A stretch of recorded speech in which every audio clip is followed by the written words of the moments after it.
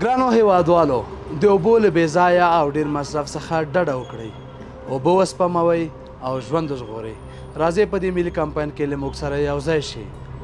هموطنان عزیز و گرامی، از مصرف بیجا و اضافی آب جدا جلوگیری کنید، زیرا منابع آبهای شیرین محدود می باشد و در استفاده از آن نسل‌های بعدی هم با ما حقی مساوی دارند.